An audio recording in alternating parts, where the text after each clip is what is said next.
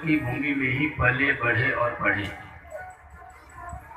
हमसे भी बड़े अवधवासी और भाग्यशाली ये लोग हैं। हम लोग तो अब भागे हैं, ठाकुर जी की थोड़ी सी कृपा हो गई जो अवध में रहने को मिल गया। हमारे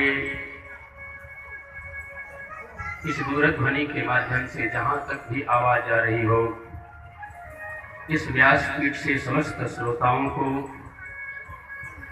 प्रणाम तो नहीं कर सकता मैं व्यासपीठ से, लेकिन सबको शुभाशीष प्रदान करता हूँ। सबकी रति गति मति ठाकुर जी के चरणों में लगी रहे और कथा पांडाल में विराजमान हमारे समस्त श्रोता बंधु, यत्र तत्र अन्यत्र से आने वाले, सीता गार्गी मैत्री अनसुया सती आदि के पद चिन्हों पर चलने वाली, औरों को प्रेरणा दे चलाने वाली हमारी श्रद्धामयी माताएं बहनें, परीक्षित के रूप में विराजमान, जैसे गंगा जी के तट पर परीक्षित विराजमान थे, ऐसे ही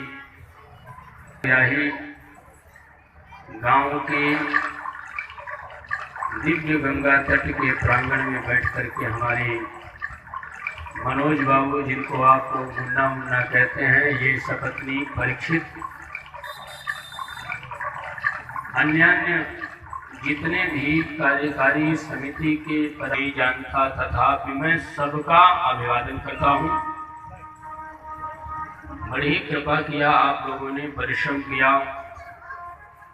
आज मैं मुखिया जी के यहाँ गया था तो मुखिया जी ने भी कहा, महाराज जी एक दिन आपने ताश की चर्चा की कि ताश लोग खेलते हैं मैं जिस घर में रुका, और उसी दिन से ताश बंद हो गया। हमने कहा नहीं, अगर हम ये जानते कि इतना दुख होगा ताश बंद होना तो हम नहीं कहते।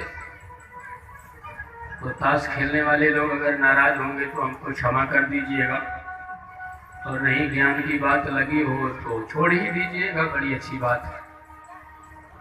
तो मुखिया जी ने मुझसे कहा कि महाराज जी मुन्ना बाबू कहीं से आए घूम टहल करके, और आए तो गाड़ी खड़ा किए और बोले कि हम कब मुरहो से कथा सुन के आए हैं, भागवत कथा, बड़ी अच्छी कथा हो रही है, बहुत अच्छी, हमको भी कराना है, आप लोग सहायता करिए। मुखिया जी ने कहा, मैंने भी कह दिया कि ठीक है करिए, हम लोग हैं।